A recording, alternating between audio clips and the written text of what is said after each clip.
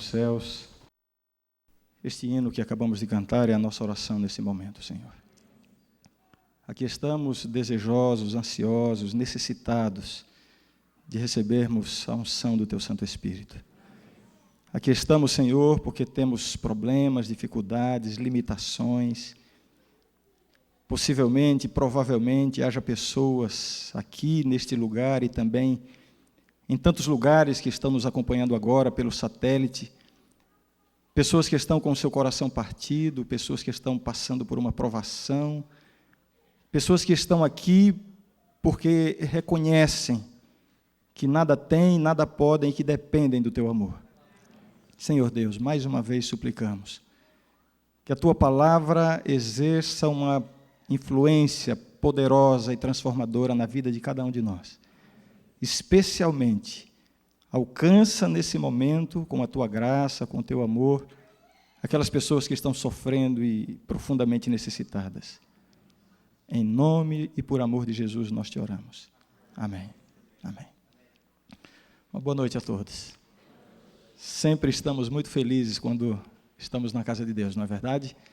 Seja muito bem-vindo. Você que está nos acompanhando, eu não sei onde você está nesse momento, talvez você esteja numa igreja, num pequeno grupo, talvez no conforto da sua casa. Eu quero lhe dizer que Deus tem uma mensagem muito especial para você essa noite. E o poder de Deus vai se manifestar em nosso meio. Amém? Nós estamos estudando uma passagem da Bíblia, um episódio da Bíblia, que é o milagre da ressurreição de Lázaro. O maior milagre operado por Jesus. Eu quero de antemão convidá-los a abrirem a Bíblia, vamos abrir a nossa Bíblia, no capítulo 11 do Evangelho de São João. São João, capítulo 11. Aí está o relato deste que é considerado, que é chamado, que é conhecido como tendo sido o maior milagre operado por Jesus. A ressurreição de Lázaro, o maior milagre operado por Jesus quando ele esteve aqui em seu ministério terrestre. E lembremos que Jesus operou muitos milagres e grandiosos milagres, mas a ressurreição de Lázaro assume uma importância singular. Como dissemos ontem, na abertura desta série, o evangelista João apresenta o ministério de Jesus em 7 grandes milagres, os 7 sinais, as 7 maravilhas. E a ressurreição de Lázaro foi exatamente o último grande sinal. Aquele que foi, digamos assim, a gota d'água para desencadear aquele processo que finalmente levou Jesus à cruz do Calvário.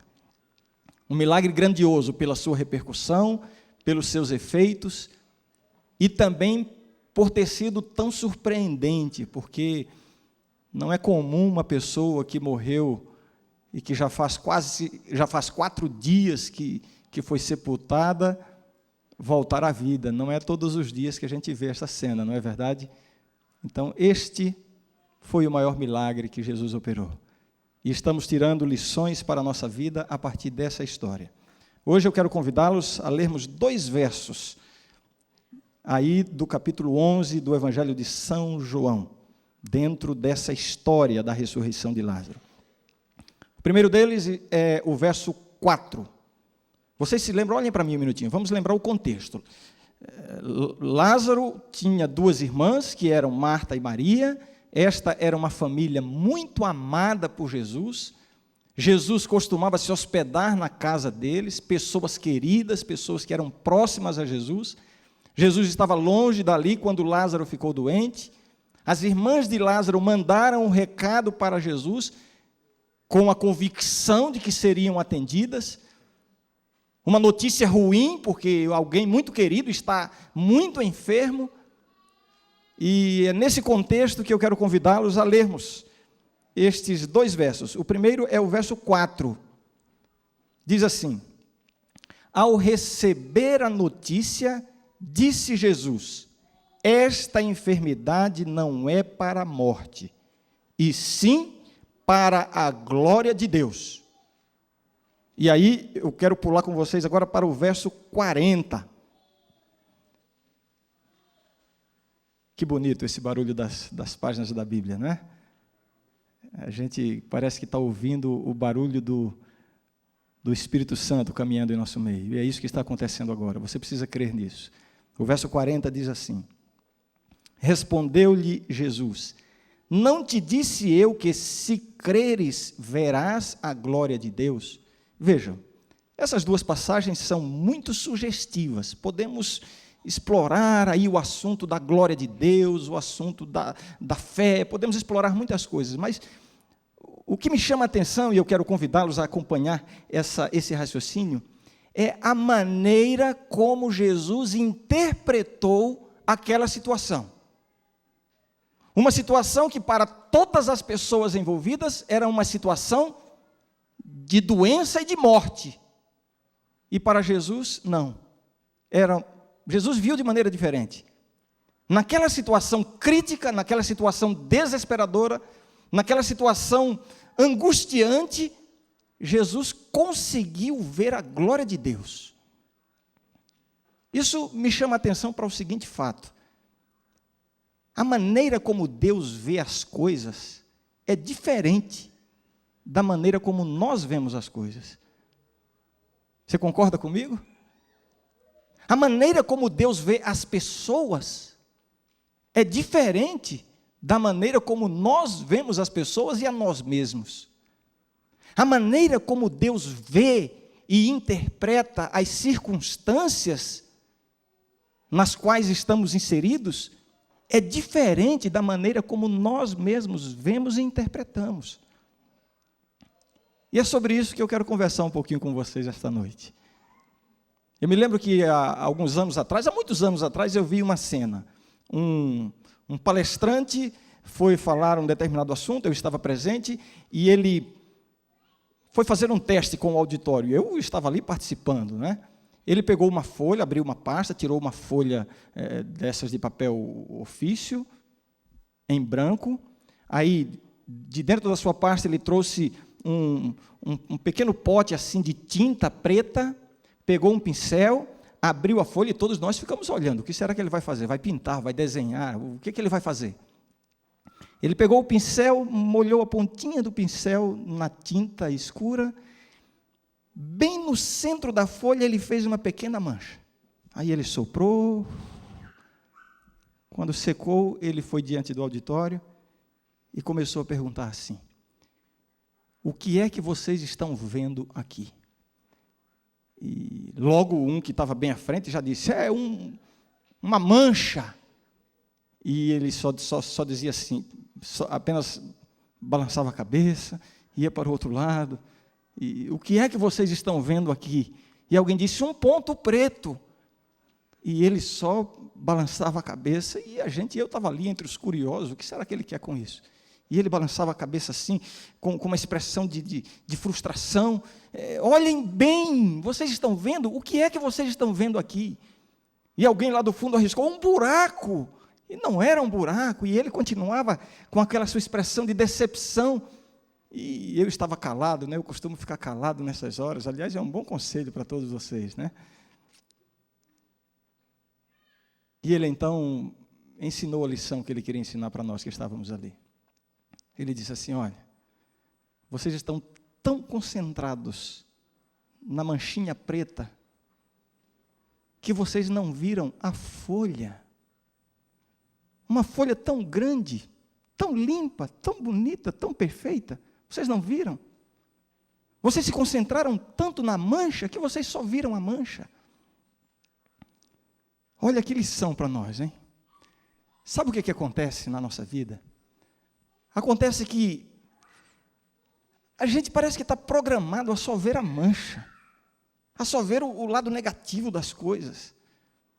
A gente olha para as pessoas e que instinto terrível nós temos. A gente vê logo os defeitos das pessoas.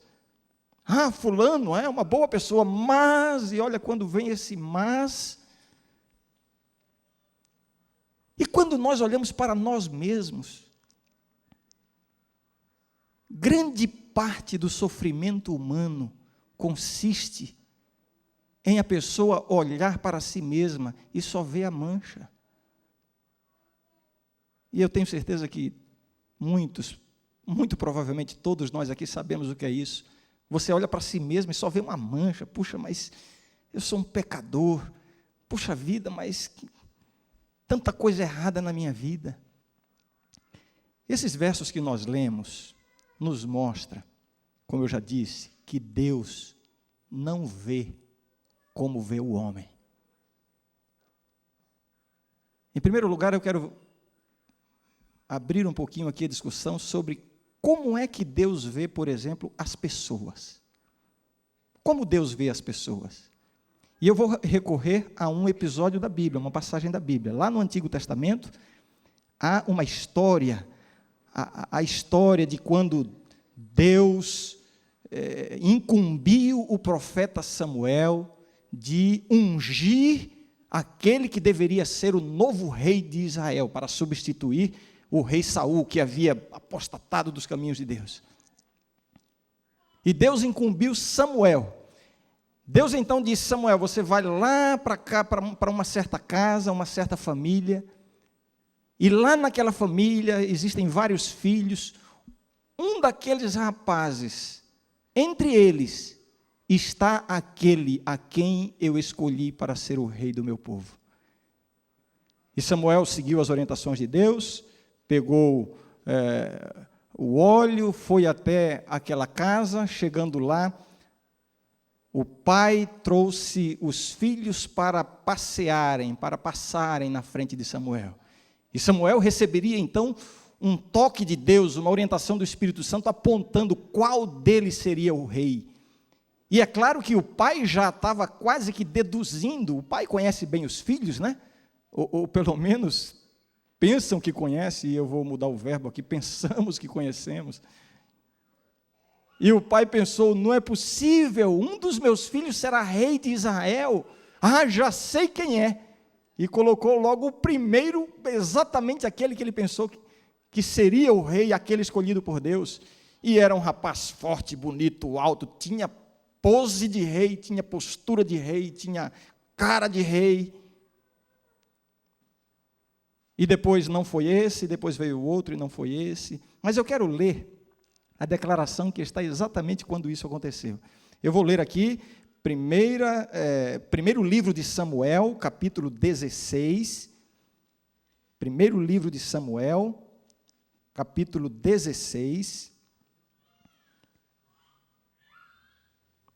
Eu vou ler os versos 6 e 7. Dentro desse contexto, diz assim: sucedeu que, entrando eles, os rapazes, né, viu a Eliabe e disse consigo, o próprio profeta, né, quando viu a Eliabe, olhou a postura de Eliabe, a expressão, o jeito de andar, a interpretação de como o homem vê. Samuel pensou consigo: certamente está perante o Senhor o seu ungido. Em outras palavras, é esse.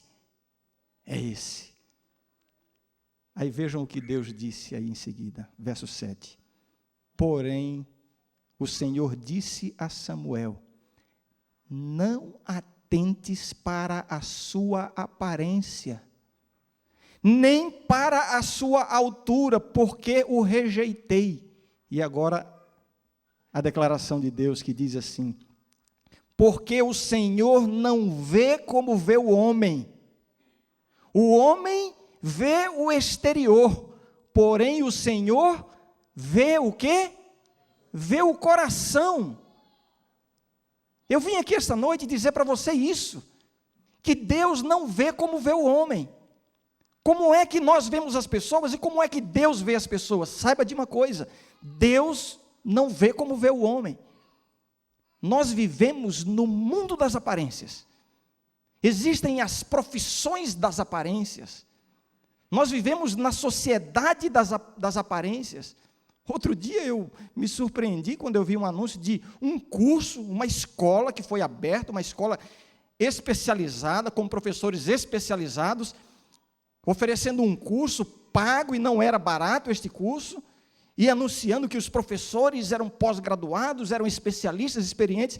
E que curso era este? Um curso para ensinar candidatos a emprego a se comportarem diante de uma entrevista, quando vão procurar um emprego. Um curso para ensinar as pessoas a aparentar aquilo que nem sempre são. É o mundo das aparências, a sociedade das aparências, e nós nos confundimos tanto com isso.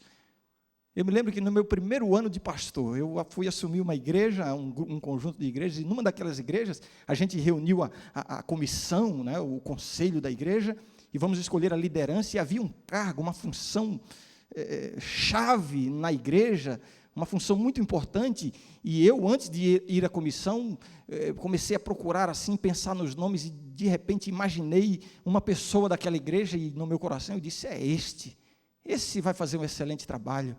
E quando chegamos na comissão e fomos escolher, e chegou nessa função, eu já tinha pessoa. Eu havia avaliado todo mundo, os possíveis candidatos, as pessoas que poderiam assumir, mas este de longe ganhava de todos. E eu propus esse nome na comissão. E eu fiquei um pouco surpreso quando eu vi que a maioria das pessoas que estavam ali disseram, pastor, olha, nós temos outros nomes aqui. E eu disse, olha, vocês podem ter outros nomes, mas se vocês prestarem atenção, vocês vão ver que não tem ninguém igual a esse. Mas, pastor, e eu, na minha inexperiência, né, pensei assim, não, eu estou vendo melhor do que eles. E pela minha insistência e pela bondade do coração daquelas pessoas, eles acabaram cedendo. Pastor, já que o senhor está insistindo tanto nesse nome, olha, vamos ver, vamos torcer para dar certo. E eu disse, pois eu me comprometo com vocês, vocês verão que eu estou certo, depois vocês vão me agradecer. Não se passaram 3 meses e eu precisei reunir de novo a comissão e dizer assim, minha gente, por favor, me perdoem. E tivemos que escolher outra pessoa para aquela função. Como nós nos enganamos com as aparências. Deus não vê como vê o homem. Estou me lembrando, algum tempo atrás, houve um grande encontro de pessoas da área de comunicação aqui em São Paulo, trazendo pessoas da América do Sul inteira no contexto da igreja, e eu vivo meio envolvido com esse assunto de comunicação e tal, e a pessoa que estava organizando este evento é um pastor muito amigo meu, e ele me ligou, eu morava longe, e ele me ligou e disse, Ranieri, eu vou te pedir um favor, eu estou muito concentrado aqui, tem tantas coisas para o evento, um evento grande, está vindo gente de tanto lugar, e há um convidado especial que eu gostaria que você cuidasse dele, que você o recebesse, que você o levasse para o hotel, se hospede no mesmo hotel que ele, e você vai levá-lo para almoçar, para jantar, vai levá-lo para o evento. E eu pensei, puxa, que trabalho esse. E eu disse, quem é o convidado especial? E ele disse, é o Cid Moreira. Aí eu disse, tá. E fiquei feliz, que privilégio, não? Resumindo a história, chegou o dia, cheguei no hotel, o Cid não tinha chegado ainda, eu deixei ali um recado, estava a hora, mais ou menos chegando a hora marcada de eu recebê-lo, que ele iria chegar com alguns dos seus assessores. E eu deixei o recado lá, olha, quando o Cid Moreira chegar, avise que é só me chamar, eu já estou pronto no quarto, e subi lá para o quarto, vesti meu terno mais bonito, né, penteei bem o cabelo, que não é fácil, talvez alguns de vocês já tenham percebido isso, e pensei, puxa vida, vou compartilhar algumas horas com o Cid Moreira, que privilégio, né, pastor Ranieri. E daqui a pouco tocou o telefone, olha, o Cid Moreira está aguardando você, o pastor Ranieri, ele está aguardando você, já perguntou pelo seu nome aqui. E eu desci, e ele estava lá no meio do saguão do hotel, e eu fui me aproximando para ele, meio eufórico, né, e todo meio assim, e eu vi que ele me olhou e rapidamente tirou o olho, parou de olhar, e eu me aproximei dele, aí ele olhou para mim assim, aí eu estendi a mão, e disse assim, eu sou o pastor Ranieri. Ele olhou para mim e disse, com aquele vozeirão que ele tem, né, e olha, ao vivo parece que é mais estrondoso do que pela televisão. Você é o pastor Ranieri, estrondou assim. E eu vi que ele estava surpreso, e eu disse, sim, sou eu. E ele disse, mas você não tem cara de pastor. Agora vocês riem, né? Mas eu confesso que na hora eu fiquei meio sem graça, e ele então percebeu e tentou corrigir, não é bem isso, espera aí. Nem tudo é o que aparenta ser. E nem tudo que não aparenta ser, deixa de ser. Deus não vê como vê o homem. Como é que Deus vê as pessoas? O texto que acabamos de ler, lá do livro de Samuel, diz que nós olhamos para quê? Para a aparência. Mas como é que Deus vê as pessoas? Para onde é que Deus olha? Para o coração. E aí não importa a cor da sua pele, a cor dos seus cabelos, dos seus olhos, não importa a sua conta bancária, não importa seu carro, seu emprego, seu status ou a falta dessas coisas, seu emprego ou seu desemprego, sua riqueza ou sua pobreza. Não é por essas coisas que Deus nos avalia, não é com essas coisas que Deus nos julga. Deus vê o coração. Deus vê o coração. Quando você olha para as pessoas e vê uma manchinha negra, saiba que Deus está olhando e está vendo uma folha em branco. E quando você olha para si mesmo e vê aquela pessoa tão defeituosa, puxa vida, tantos pecados. Se você tem um vício e quando você olha para si mesmo, você só vê esse vício. Você só vê esse defeito de caráter. Você só vê esse temperamento que você não consegue controlar. E cada vez que você olha para si mesmo, você só vê essa mancha que há na sua vida. E você fica desmotivado, você fica desanimado e pensa assim, puxa vida, para mim não tem jeito, eu sou um coitado. Eu tenho tanto defeito, tanta fraqueza. Eu quero dizer para você que Deus não vê como vê o homem. Quando Deus olha para você, não são essas manchas que Ele vê. Porque para essas manchas, Deus já tem uma solução. Quando Deus olha para você, sabe o que Ele vê? Ele vê um coração sincero. Ele vê um filhinho seu que tem manchas, mas que não está feliz com as manchas que tem. Não é assim que está o seu coração? Eu sei que é. Ele, quando olha para você, ele vê os seus defeitos, sim, mas não é nisso que ele se concentra. Ele vê, na verdade, ele se concentra naquele anseio que você tem lá dentro de ter uma vida perfeita, de ter uma vida santa. Você não está conseguindo, mas é isso que Deus está vendo. Deus não se concentra nas manchas, porque Deus já tem o removedor para essas manchas, é o sangue de Jesus. E quero dizer mais, o nosso maior problema não é o pecado.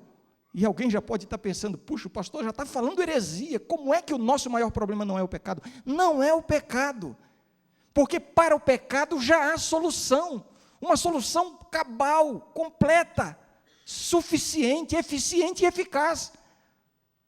Não é nisto que Deus está concentrado. Deus está olhando e está vendo um filhinho, uma filhinha, com manchas, é verdade, mas com um coração que pode ser transformado. É isso o que Deus quer dizer para você nessa noite. Deus está vendo o seu coração e a sua sinceridade. É assim que Deus vê as pessoas. E como é que Deus vê as circunstâncias da vida? Como é que Deus vê e avalia esse problema que está incomodando você? Como é que Deus está vendo esse sofrimento pelo qual você está passando? Como é, afinal, que Deus vê as circunstâncias? Eu quero repetir, Deus não vê como vê o homem. Faz pouco tempo, algumas semanas, alguns meses, eu fui pregar numa igreja e num dos poucos finais de semana que eu tenho a oportunidade de estar com a minha família, e eu juntei toda a minha família, coloquei no meu carro, e fomos para aquela igreja, alguém me deu o endereço, e iríamos passar o dia por lá. A pessoa que me convidou para pregar já tinha nos convidado para almoçarmos juntos. Seria um sábado muito bonito, muito gostoso, e fomos para a igreja, meus filhinhos sentados atrás, e eu peguei uma câmera digital novinha que eu havia ganhado de presente, e eu pensei, vou fotografar meus filhos, e entramos no carro e fomos para a igreja. Chegamos à igreja, estacionei o carro, entramos, meu filho que estava com a câmera, descuidou, deixou a câmera dentro do carro, mas um detalhe, entramos. E a igreja estava repleta, e eu preguei, eu estava feliz, falei do amor de Deus, procurei ser um instrumento para levar paz ao coração das pessoas, enfim, fiz o meu trabalho.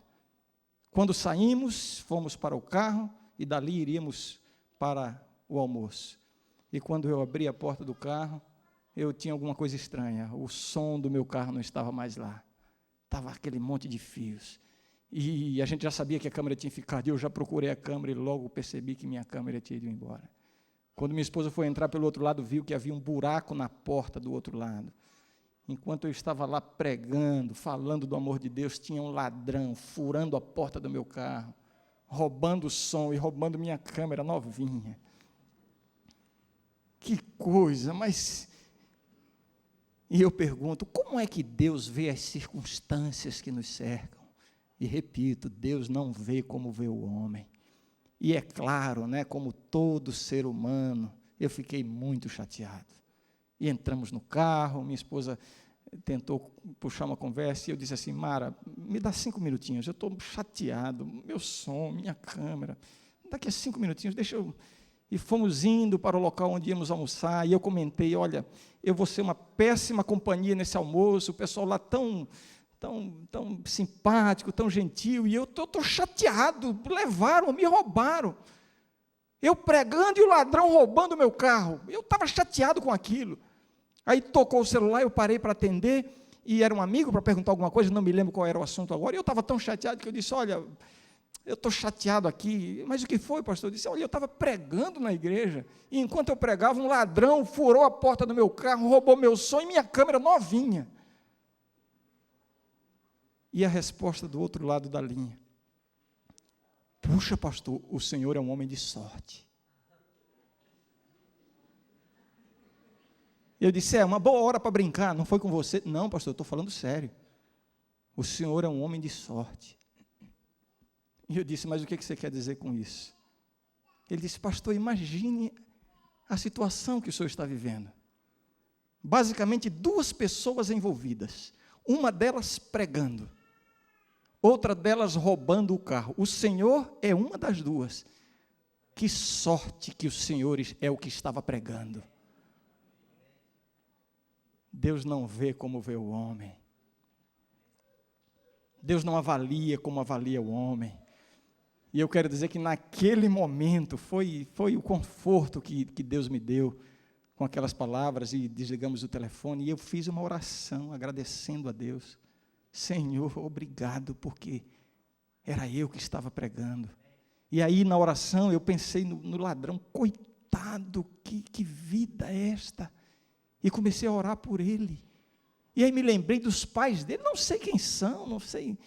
E eu pensei, que mãe sofredora deve ser essa? E comecei a orar, daqui a pouco eu estava orando por eles. Como é que Deus toca no nosso coração?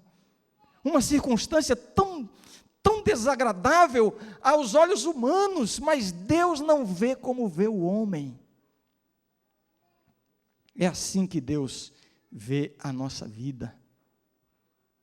Nem sempre perder significa perder. E nem sempre ganhar significa ganhar. Lembre disso. Nem sempre quando você pensa que está perdendo, você o está de fato. E nem sempre quando você pensa que está ganhando, você o está de fato. Tem uma história na Bíblia, a história de um homem, um grande personagem da Bíblia, Jacó.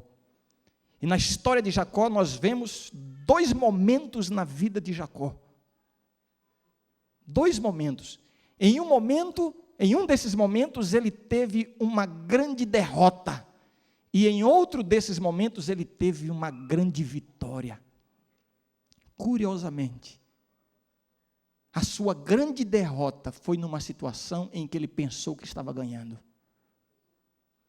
E a sua grande vitória foi no momento que qualquer pessoa que olhasse teria dito assim, perdeu, e ele estava ganhando. Vamos lembrar? Jacó estava na esperança de receber a bênção da primogenitura. Ele havia nascido no mesmo dia que o seu irmão Esaú, no entanto, já estava estabelecido que Esaú receberia a bênção da primogenitura, foi o primeiro que nasceu. E Jacó, então, fez um negócio com Esaú. Eles conversaram lá, Esaú com a sua leviandade, não vou entrar nos detalhes da história, mas o negócio foi, sabe aquele negócio vantajoso que você faz? que você diz assim, saí ganhando. Sabe qual foi o negócio? Esaú estava com fome, voltando do campo. Jacó gostava de cozinhar, gostava das coisas mais caseiras, e foi feito grande negócio. Esaú entregou a primogenitura para Jacó, em troca de um prato de lentilhas que Jacó tinha na mão. Quem foi que saiu ganhando? É claro. Esta foi a maior derrota na vida de Jacó. Por causa deste ganho, que ele pensou que foi um ganho, ele sofreu por muitos anos. Precisou separar-se da sua família, foi para um lugar distante. Perdeu a tranquilidade, perdeu a paz. Muitos anos de sofrimento, de angústia. Finalmente, depois de tantos anos, Jacó estava voltando. E aí, soube que o seu irmão estava se aproximando depois de tantos anos, e ele sabia que o seu irmão, quando o visse, o mataria. E ele recebeu a notícia de que o seu irmão vinha com um pequeno exército, e ele ficou sem saber o que fazer, e no desespero se preparou para o encontro, separou as pessoas que estavam com ele, e ele não tinha o que fazer. E neste momento, Jacó se retirou e foi orar. E durante a oração nos conta a Bíblia que um homem começou a lutar com Jacó. Não era um homem, era o anjo do Senhor, o próprio Senhor Jesus Cristo. E passaram a noite lutando. A princípio, Jacó pensou que era um salteador, um ladrão. E ali estavam lutando. O anjo daqui a pouco disse, olha, eu vou embora. E Jacó disse, não. Percebeu que era um ser superior. E agora, o golpe, se fosse uma luta de boxe, poderíamos dizer que foi um nocaute. Se houvesse um juiz ali para definir quem era o vencedor da luta, estava claro, porque Jacó foi nocauteado. O estranho tocou na junção da sua coxa e a coxa saiu do lugar. Eu posso imaginar a dor terrível que ele sentiu. Numa luta, a sua coxa se deslocou, ele ficou angustiado. Qualquer um de nós que estivesse olhando a luta, teríamos dito assim, Jacó perdeu. No entanto, ele estava lutando com Deus em oração. E naquilo que foi uma aparente derrota, sabe o que foi que o anjo do Senhor, o que foi que Jesus disse para ele naquele momento? Lutaste com Deus e prevaleceste. Deus não vê como vê o homem. Se você está numa situação de derrota, se você está tendo perdas, se você está tendo prejuízos, quer seja na sua vida material, na sua vida emocional, se o seu casamento está indo por água abaixo, se a sua vida está destroçada, e você está pensando assim, estou perdendo tudo, a vida está sendo um grande prejuízo para mim. Lembre-se, Deus não vê como vê o homem, e até na derrota, Deus consegue ver a vitória, desde que você permaneça com Deus. É assim que Deus vê. Quando Jacó pensou que ganhou, tinha perdido. Quando pensou que tinha perdido, saiu vitorioso. E a morte de Jesus Cristo na cruz do Calvário? Vejam, o inimigo de Deus, na sua ira, fez de tudo que podia e que não podia, na tentativa de levar Jesus a cometer um pecado. Se isso tivesse acontecido, todo o plano da salvação teria ido por água abaixo. Finalmente, não tendo conseguido seu intento, Satanás somou seus esforços agora para provocar sofrimento e morte ao Filho de Deus. E finalmente, diante de quaisquer olhos humanos, aquela cena de Jesus na cruz teria sido interpretada como sendo uma grande derrota. E foi isso que as pessoas ali disseram. Aí o profeta que falou tanto, que operou tantos milagres, morreu na cruz. Está aí aquele que veio estabelecer o reino de Deus aqui na terra, veio nos libertar do poder romano. Aí está na cruz derrotado, sem forças, inerte, fracassado. Aquilo que parecia ser o maior fracasso, foi a maior vitória que o universo já presenciou. A morte de Jesus na cruz foi o golpe final na sua luta contra Satanás.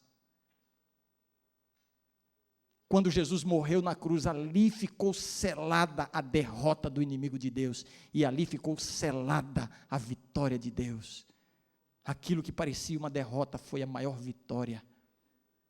Deus não vê como vê o homem. Uma derrota, um fracasso, pode se transformar numa bênção e numa vitória na sua vida. Não sei qual é a situação que você está vivendo. Não sei qual é o problema que você está enfrentando. Não sei qual é a luta que você está travando e está se sentindo fraco, desanimado e derrotado. Com Deus, aquilo que você acha que está sendo uma derrota, pode se tornar a maior vitória da sua vida. Por quê? Porque Deus não vê como vê o homem.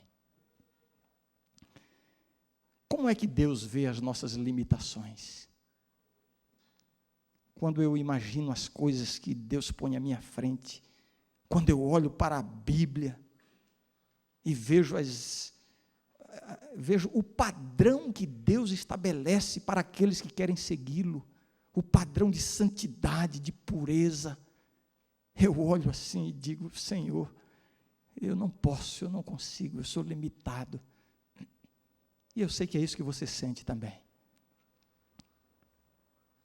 Uma pessoa que está, por exemplo, sendo derrotada pelo fumo, um vício, ou pela bebida, e é possível e muito provável que haja alguém me vendo e me ouvindo neste momento, que está sendo vitimado pela bebida, sua família está sendo destruída, sua saúde está sendo destruída, e você olha para o que fazer a fim de melhorar, ou de mudar de vida, e você pensa assim: eu não consigo, eu já tentei, mas eu não posso. O padrão é elevado demais, eu não posso, não consigo, eu sou limitado. E eu volto à minha pergunta: como é que Deus vê as nossas limitações? Como é que Deus avalia esta sua impossibilidade de vencer na luta que você está travando? E você se sente incapaz. Como é que Deus está vendo isso? E eu quero finalizar respondendo essa pergunta, lembrando de uma história de um grande personagem da Bíblia. Um homem que foi escolhido por Deus para uma grande obra, que foi preparado para isso. Eu estou falando de Moisés. O povo de Deus estava escravizado lá no Egito. Deus levantaria um libertador e usaria esse libertador para tirar o seu povo da escravidão, e esse libertador foi Moisés. E Moisés, na pujança da sua força, quis começar o trabalho, mas aí Deus disse: não, Moisés, você ainda não está preparado. E Moisés precisou fugir e foi para o deserto. Moisés precisou passar 40 anos no deserto. Deus estava forjando um líder, Deus estava forjando um ser humano, um coração, para poder ser usado por Ele.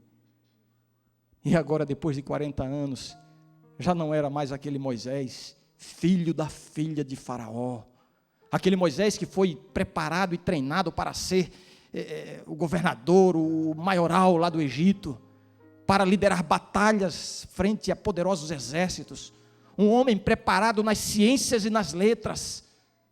Depois de 40 anos no deserto, já não era mais esse Moisés, que se calçava nos seus recursos, se calçava no seu preparo, se calçava no seu próprio poder.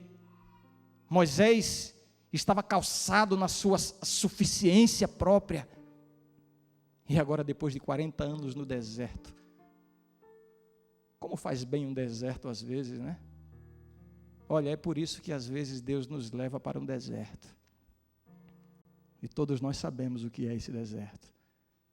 Imagino que haja pessoas neste momento que estão vivendo o seu deserto. Como é bom um deserto na nossa vida. Agora Moisés era um pastor de ovelhas, humilde, cuidando das ovelhas, sem mais arrogância.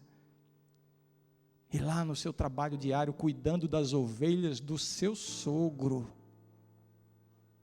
Moisés viu uma coisa estranha, uma sarça, uma planta, que estava flamejando, estava ardendo em fogo, mas ele percebeu que queimava, mas não consumia. E ele pensou assim: eu vou ali ver o que é isso. E a Bíblia nos diz que Moisés foi. E quando Moisés se aproximou, ali estava o próprio Deus, a presença de Deus. E Deus disse: Moisés se assustou. A Bíblia nos diz que Moisés abaixou o rosto, com medo, com temor. E agora Deus disse: Moisés, tira as sandálias dos teus pés, porque o lugar em que estás é santo. Agora Moisés precisava demonstrar diante de Deus que agora ele estava descalço.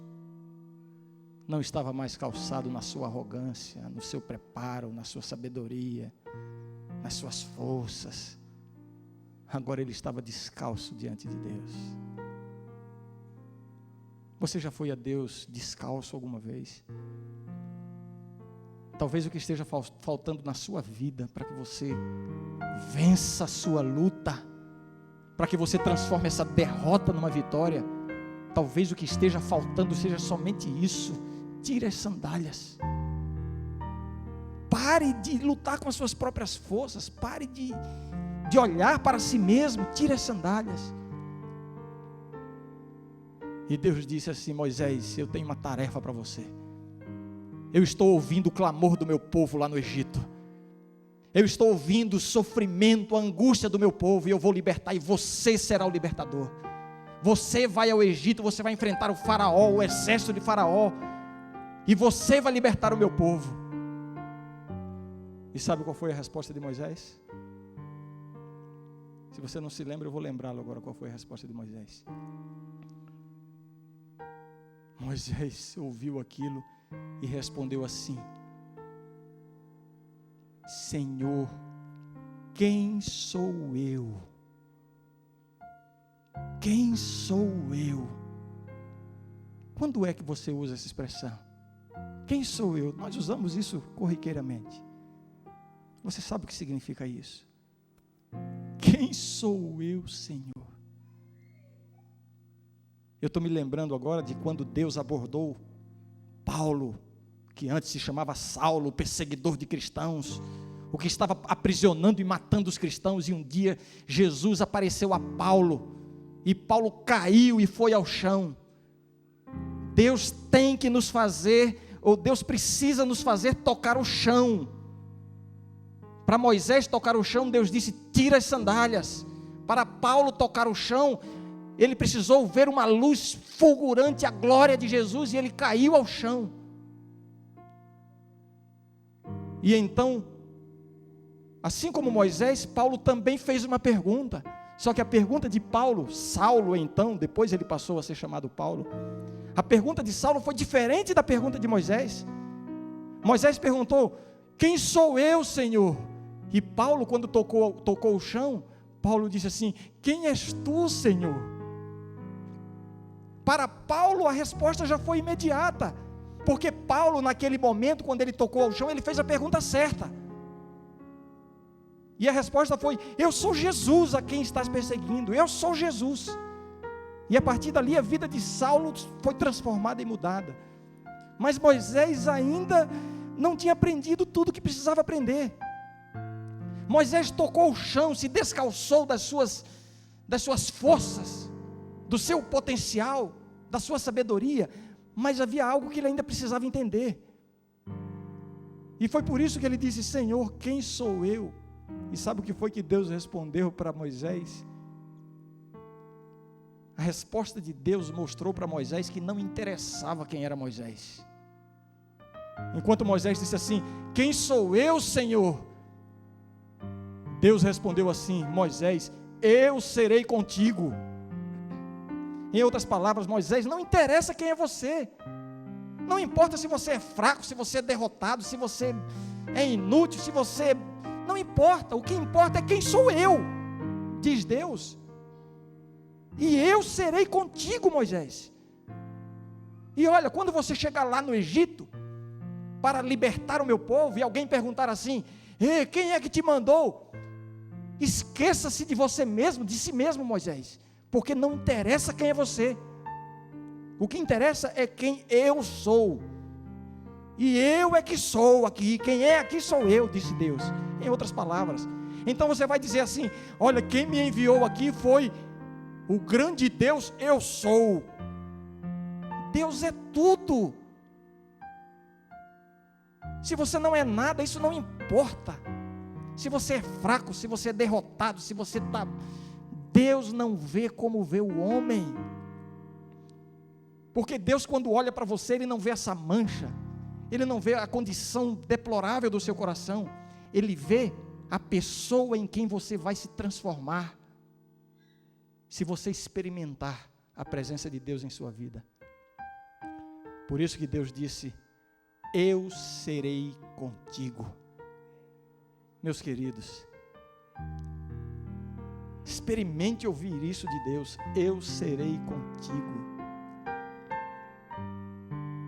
A nossa vida seria outra se diariamente nós comparecêssemos diante de Deus e tenha na sua casa uma sarça ardendo, um lugarzinho para você ter um encontro com Deus, e se apresente a Deus cada dia dizendo: Senhor, quem sou eu, Senhor? Eu não sou nada, não sou ninguém.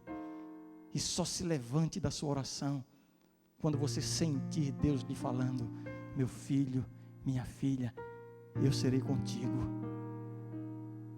Pode começar o seu dia, porque neste dia as suas derrotas vão se transformar em vitórias, os seus fracassos vão se transformar em vitórias retumbantes, porque eu serei contigo. Eu tenho certeza que Deus está aqui neste momento. Não há uma sarça ardendo aqui à frente, mas aqui está a presença de Deus. E eu quero convidar você a ouvir Deus falando ao seu coração agora: eu serei contigo. Cadê a Laura? Entra, Laura. A Laura vai cantar um hino muito bonito. Enquanto a Laura canta, eu quero convidar você que está se sentindo derrotado, você que está vivendo um momento de fracasso na sua vida, você que está se sentindo sem forças, desanimado, você mais do que ninguém e mais do que nunca está precisando ouvir Deus lhe dizer assim: eu serei contigo. Você está aqui nesta noite? Eu quero convidar você a comparecer à presença de Deus e nós vamos orar. E você vai ver o que será a sua vida a partir de hoje, quando Deus disser assim: eu serei contigo. Quem é a primeira pessoa que vem aqui receber esta bênção? Amém. Enquanto a Laura canta, eu quero dizer a todos os que sentirem o convite de Deus: levante do lugar onde você está e venha aqui à frente. Você que está aí no auditório, numa igreja, assistindo, vendo numa tela, pela televisão, receba esta bênção de Deus. Deus está querendo lhe dizer: eu serei contigo. Então levante-se do lugar onde você está e venha à frente, não fique onde você está. Enquanto ela canta, é a oportunidade para que todos possam tomar essa decisão em sua vida e comparecer à presença de Deus.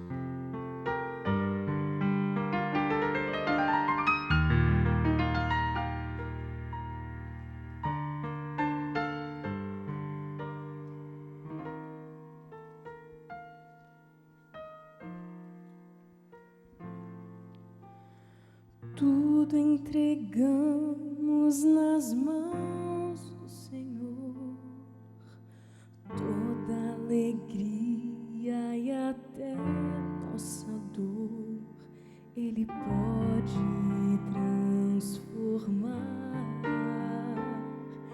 em bênçãos para nós. Tudo entregamos nas mãos do Senhor, toda aflição e também o amor, frutos de paz Ele quer nos doar. Deus tem um jeito tão sábio de amar. Deus tudo pode, sim, pode fazer. Quer ensinar-nos a usar seu poder. Com fé podemos montanhas transpor. As nossas lutas são provas de amor.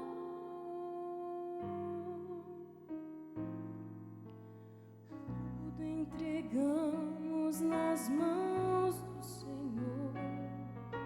Mesmo os problemas que trazem pavor, Ele pode transformar em bênçãos para nós. Tudo entregamos nas mãos do Senhor. Toda amargura transforma em louvor. Raios de luz Ele quer enviar. Todas as coisas irá revelar. Deus tudo pode, sim, pode fazer. Quer ensinar-nos a usar seu poder. Com fé podemos montanhas transpor. As nossas lutas são provas de amor.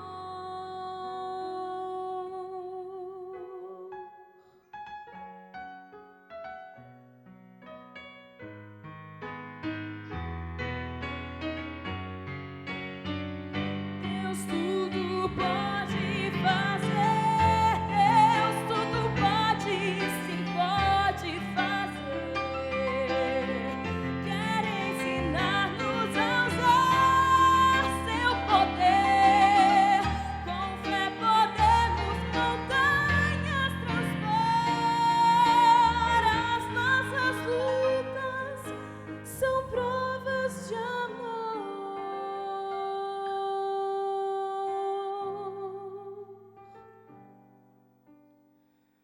Tudo entregamos nas mãos do Senhor.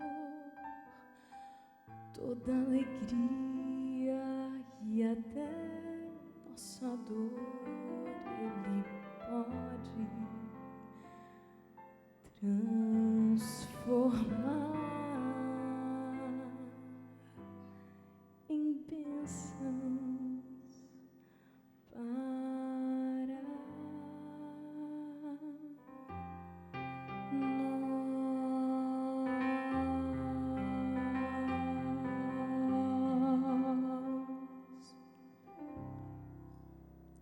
Antes de orar, eu quero lhe dizer uma coisa muito importante. Não esqueça do que eu vou dizer.